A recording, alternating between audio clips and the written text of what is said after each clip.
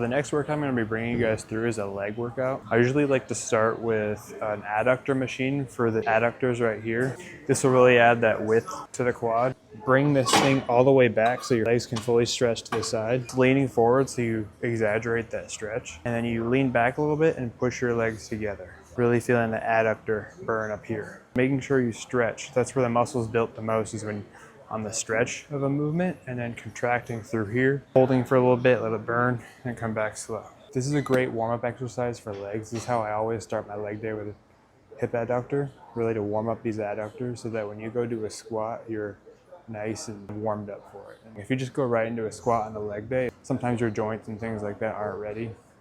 So it's good to start with exercises like this and warm up the legs so that when you're ready to do your big, heavier squats, your legs are warmed up and ready to go.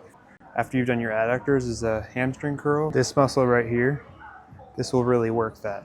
So make sure to get a good hamstring curl in your leg day, because you really want to develop both the hamstring and the quad. Find a machine like this. Make sure the seat's far back enough so that you can fully scoop the leg underneath you. When you have the pad on top of your legs here, it should be tight enough that it actually feels a little uncomfortable. Your legs don't want to come up when you're scooping. You want to keep them locked in place so that it's just creating a contraction down here. Push my hands against here so my back and my butt is up against the seat. I call these my ice cream scoopers, because you just take your heels and scoop them right underneath you. So push yourself up against here. You can hold the handles if you want, and then you just scoop right underneath. You're really feeling the hamstring contract down here. Just go up enough to where it burns a lot and do as many reps as you can for 2 or 3 sets. Keep the tension on there the whole time. Let it burn, feel that burn, chase the burn, whatever you got to do, and then you'll be ready for our next exercise. All right, so the next exercise I like to do on a leg day after you've done adductors, hamstrings, I go here for quad extensions. This will really fire up the quads, so be ready for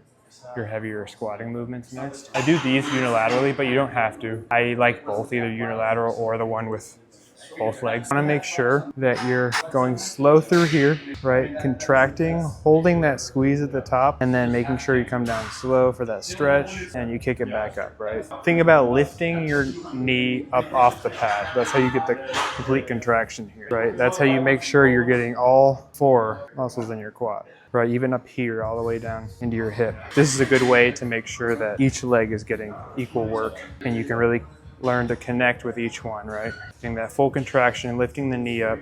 I usually do about 3 sets, 15 reps each, then 1 heavy set and a drop, and then we'll go into squats next. So for the next exercise I'll do on a leg day is Smith machine front squats. You're working on the quad here, really targeting to the quad. Put your arms wherever's comfortable on these, to be honest. And then you're gonna wanna put your feet a little bit like right underneath you, but then a couple, like, think about 2 inches back, so right here, right? So right underneath you or a couple inches back, push your knees forward, butt down, straight down to the ground. Make sure you're keeping maximum tension on that quad when you go down.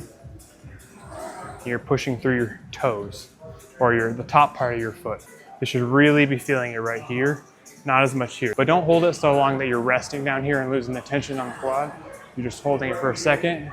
Come back. Really targeting those quads. I'll warm up until about a heavy set of like something to about 10 reps, and then I'll drop the weight down, and then I'll do like 15 to 20 reps for the drop set. And then we'll be on to our next squat, which you'll see in the next one. This is probably my favorite exercise for teaching people how to connect with their quads and really feeling that burn, because there's a lot of exercise you can do, but not a lot hit your quads like a pendulum or a hack squat. If you don't have a pendulum squat like this, you do it on a hack squat or the leg press. The good thing about the pendulum squat is that it really saves your knees if you have knee problems. I'll find a good foot position that's low enough to where I can push from the toes, and then I can still come all the way down through my heels. You don't want to be up super high that's only targeting hamstring, but you also want to be too low to where you're only feeling it on your toes, right? So you come down all the way and you push here. And you have to feel this one because it's only on the quad. This is a very quad dominant exercise. If you want to make it hamstring, you put your feet up higher, but we're doing this for quad. But don't let your butt come through and up here, right? You're just going to go down as long as you can stay with your back against the pad and your butt against the pad, and come back up. Really let it burn right there. For that one, since it's our second squat, I'll usually do 3 straight sets, 10 to 12 reps. Let it burn. and then that'll be the end of a leg workout for me. If you want, you can do a leg press too, or replace this with a leg press if you'd rather. But that's how I do it. See you in the next one.